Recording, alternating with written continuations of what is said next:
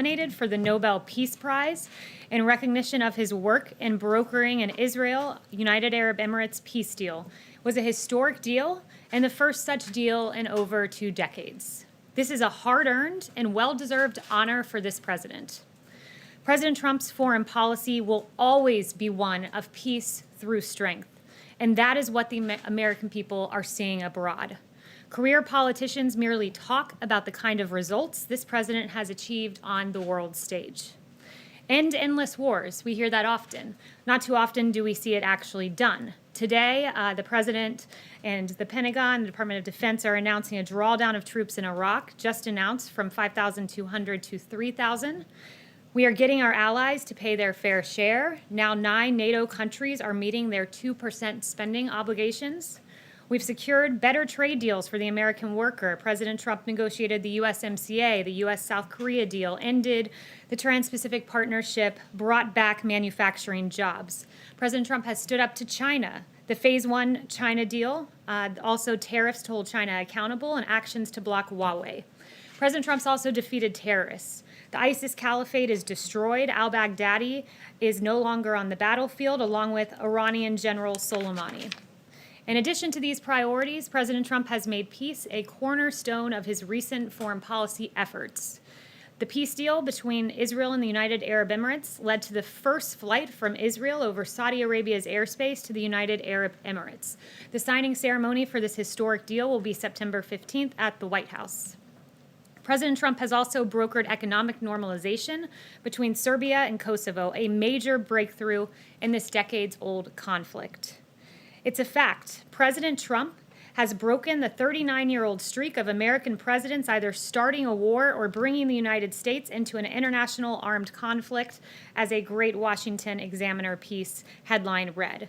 These wins are possible because of the president's leadership and outsider perspective. President Trump addresses old challenges with new solutions and delivers results for the American people. And with that, I'll take questions.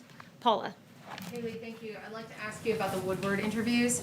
Did President Trump intentionally mislead the American people about the threat of COVID, a pandemic that has now cost the lives of nearly 200,000 Americans? Absolutely not. This president, at a time when you're facing insurmountable challenges, it's important to express confidence. It's important to express calm. Always play it down. Is playing it down, is that expressing calm? It seems dishonest. It seems Can like you a read lie. the rest of the quote? That's how much they put in there. Oh, you excluded the last part. We'll play the full thing on 60 Please Minutes on do. Sunday. Do you deny Please that do he explain. misled the American Please, people of about course the I threat of deny this that. pandemic? And he makes clear that he doesn't want to see chaos, by the way, is the second part of the quote, which you failed to read. The president, just days after having this discussion with Bob Woodward, said this from this podium. On March 30th, he said, "I do want them to stay calm. We are doing a great job. If you look at the individual statements, they're all true. Stay calm. It will go away, but it's important to stay calm." So this president does what leaders do, good leaders. It's stay calm and resolute at a time when you face an insurmountable challenge. That's what this president has It done. will not appear that the president lied to the American public about the threat posed by COVID. The president has never lied to the American public on COVID. The president was expressing calm, and his actions reflect that. On January 6th, the CDC issued a Wuhan travel notice before any confirmed U.S. cases, among a number of other actions. And I'd refer you to Dr. Fauci, who said that this president has an impressive response. I can't imagine under any circumstance that anyone could be doing anything more. That is the record of this president. John. Kayleigh, but how do you square the president's words to Woodward when he said, this is a very delicate one, it's also more deadly than even your strenuous flu, this is deadly stuff. And then just 2 weeks after he told Woodward that, he said, this is a flu, this is like a flu. And of course, he also said it was going to quickly go to zero. But that seems to be in direct contradiction to what he told Woodward. Well, the president was listening to his medical experts, because you also have at the same time period Dr. Fauci, who said this, asked if the seasonal flu was a bigger concern. He said this on February 17th. So right now at the same time, people are worrying about going to a Chinese restaurant. The threat is that we have in this country, we're having a pretty bad influenza season, particularly dangerous for our children. So he was reflecting that point. And again, days later, in a briefing. He said, the statements I made are this: I want to keep the country calm. That is what leaders do, and that's what President Trump does. But in that statement, Fauci's not comparing the two. He's not saying coronavirus is like a It was a COVID interview, and he was asked about seasonal flu vis-a-vis COVID, saying exactly what the president said. And in fact, the president was taking it more seriously because on the tape he noted that flu could be worse, and he was taking action to address it.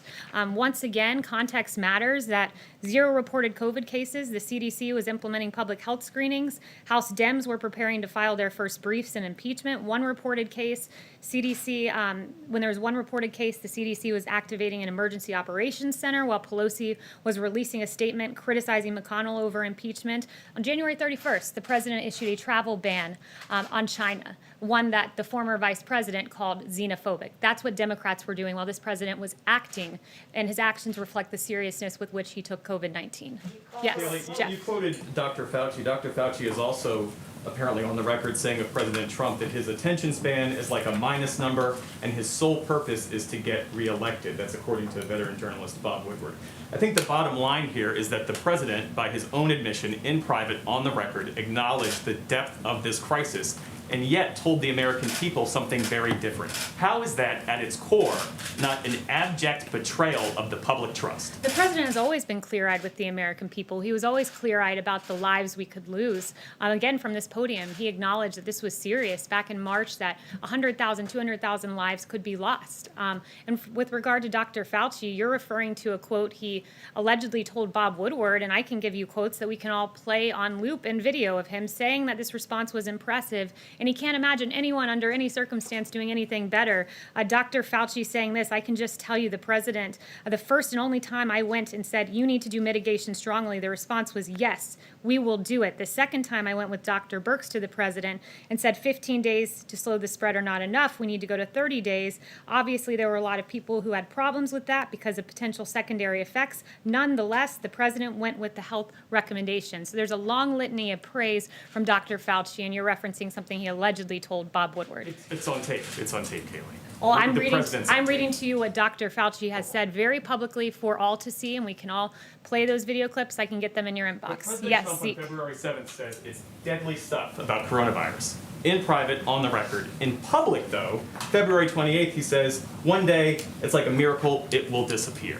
Well, It's one thing to, as a public figure, not to try to incite panic. It's a very different thing, respectfully, to lie and mislead the American people about a crisis that has claimed nearly 200,000 American No one lives. is lying to the American people. One day COVID will go away. I think we can all hope for that day.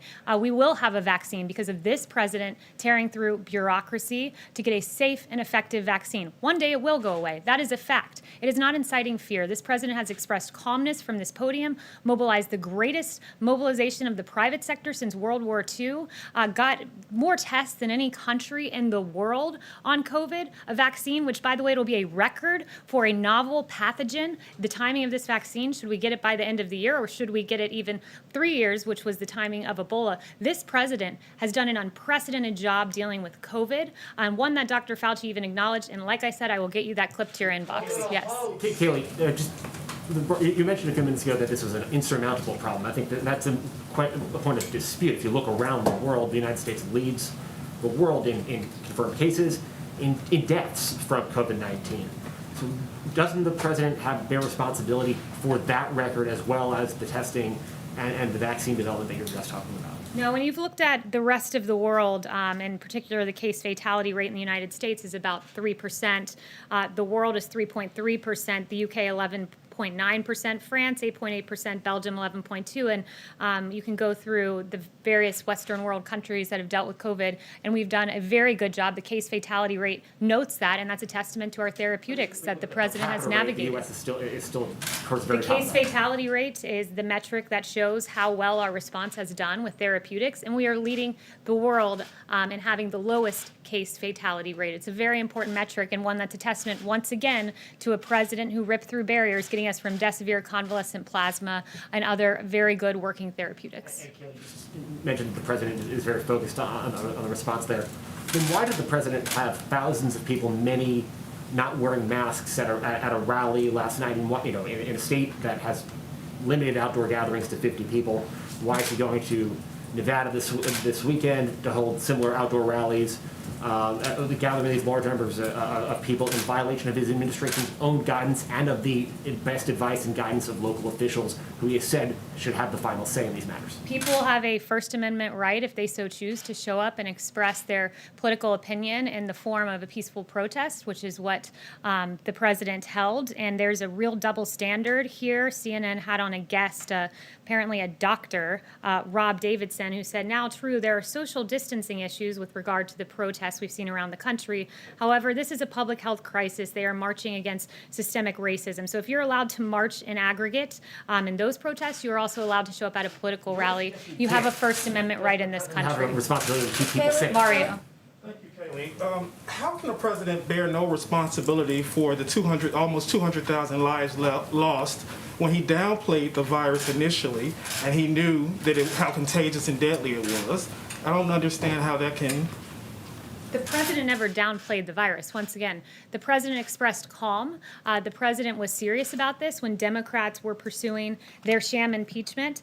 He was expressing calm, and he was taking early action, and his actions are reflective of how seriously he took COVID. The tact that he took, the language that he used?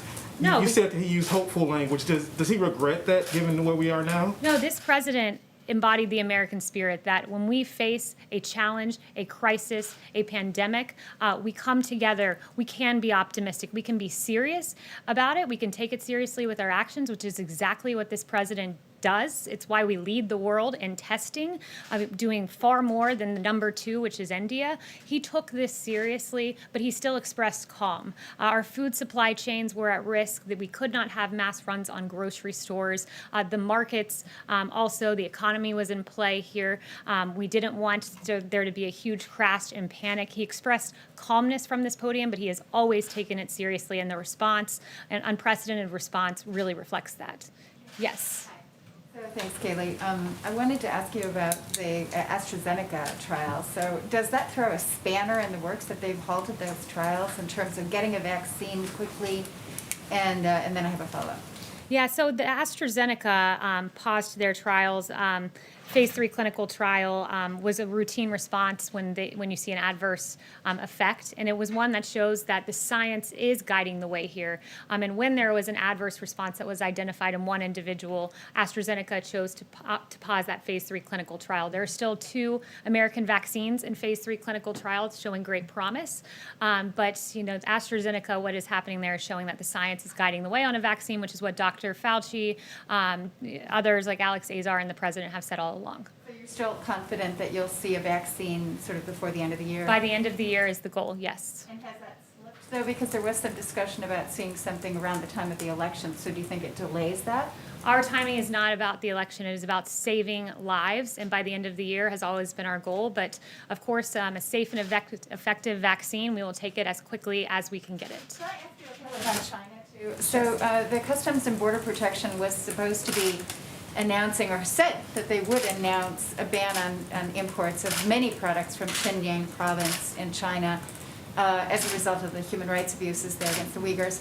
That announcement hasn't come formally. It was supposed to be announced here at the White House. Are you intending to make that announcement, or has there been some backlash against just the breadth of it? It does encompass quite a lot of different products, including tomato products that, Yeah, I have no upcoming announcements about how we'll publicly talk about that discussion, but if I get more information, I'll let you know.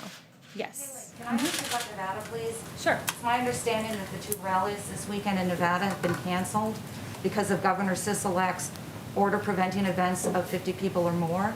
Does the president have a reaction? And what is the White House policy about complying with the state's orders limiting the size of an event? I have not heard that about the rallies, but I'd refer you to the campaign for further information on that. But as I discussed with Zeke here, that we believe that if people want to show up and express their political views, that's their choice to do so. We hand out masks. We encourage individuals to wear those masks. A lot of people did. I was in North Carolina last night and saw it. We give out hand sanitizer, but at the end of the day, if you want to join a peaceful protest, you can do so. And there's no reason, just like the protests we've seen in the streets, you can't show up and express your political view at a rally. Yes. Yeah, Can you give us some understanding about why the president agreed to sit down with Bob Woodward for 18 interviews when his first book about the administration was so deeply critical? Because he's the most transparent president in history. Okay, sorry, one more follow-up. When do you expect that we'll get the short list of who the president is considering for the SCOTUS picks, and what's the criteria that he's using to assemble that list? Yeah, that's a good question. You'll get that list in short order. The president is very excited to share who he would nominate to the Supreme Court. And what will guide his choices are people who follow the Constitution. He wants Constitution-abiding judges. He wants textualists who believe the words of the statute actually are what they are, not subject to interpretation. He wants judges guided by the Constitution, judges in the ilk of the two that he's nominated, like Justice Kavanaugh and Gorsuch.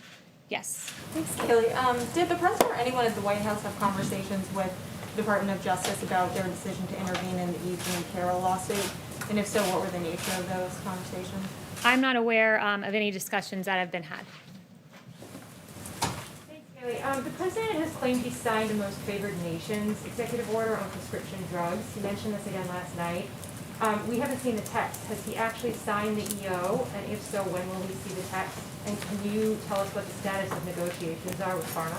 Yeah, so the EO I believe he's referring to there is the previous one he's signed. A provision of that was Most Favored Nation, which means that for Medicare programs, you have two ways to get prescriptions, Part D or Part B. Part B are drugs you would receive at the doctor's office, and the executive order tells the secretary to peg prices for Part B to a Most Favored Nation price to make sure that American citizens are getting their medications at a price equally as cheap as other countries. So that was the initial EO I believe he was referring to, but any updates, I'll let you know in the upcoming days.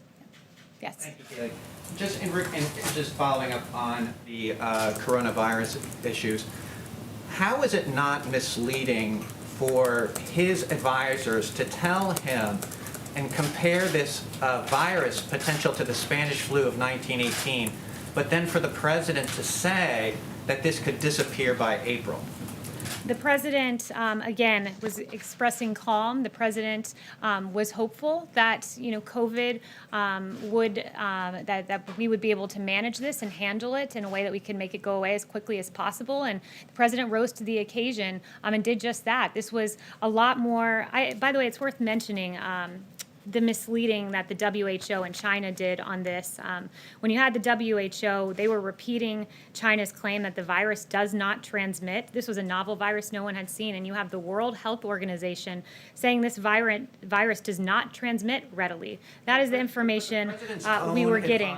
You had the Robert O'Brien said that this virus could be the biggest threat to his presidency. Matt Pottinger agreed with that assessment. And then President Trump would later say that no one could have predicted this when his own experts were predicting this.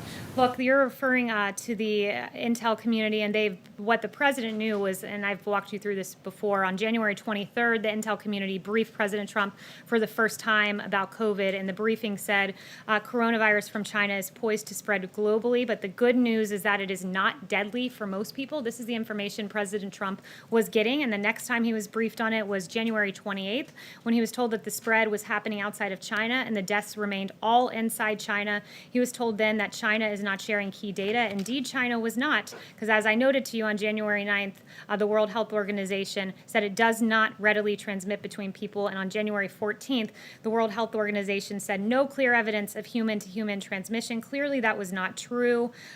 Even on February 29th, as the virus was spreading, the WHO put political correctness first by opposing travel restrictions. Note that on January 31st, President Trump put into place those travel restrictions that Democrats called xenophobic. Shame on them.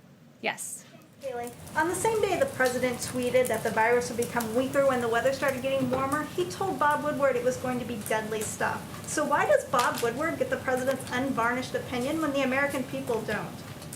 He was giving Bob Woodward the same opinion he gave from the podium, and he said, I am here, I want to express calm. That is what a leader does. He has always shared the facts, he has always been forthright, and he's always followed the advice of his medical experts, like Dr. Fauci, who called his response impressive. Yes. He never said this was deadly stuff. Yes. To the American people. Yes, he did. He acknowledged that hundreds of thousands could die, and he took the right response, which was to temporarily shut down the country, saved millions of lives, and so too of his therapeutics, so too will the vaccine that's being developed. Yes. The protests in Belarus continue, as well as the crackdown on the opposition. What concrete steps the president is going to take to support Belarusians in their struggle for democracy and to stop human rights abuses? Yeah, it's another very good question. The U.S. is extremely concerned by continued human rights violations in the wake of Belarus's election. Reports of opposition figures being kidnapped, forcibly expelled, or otherwise threatened are just a few of the many methods that the Belarusian government is using in its attempts to deny freedom of speech.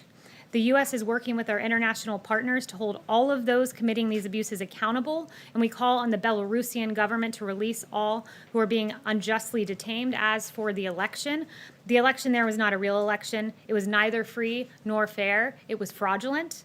The massive number of Belarusians protesting peacefully makes clear that the government can no longer ignore the people's calls for democracy. Yes. Kayleigh, how is the president keeping his promise of ending endless wars if this announcement on Iraq is just a drawdown, not a withdrawal? There are still troops in Afghanistan, Saudi Arabia, Bahrain. There's still troops. It's not really keeping the 2016 promise, is it? The president's drawing down our troops. These things take time.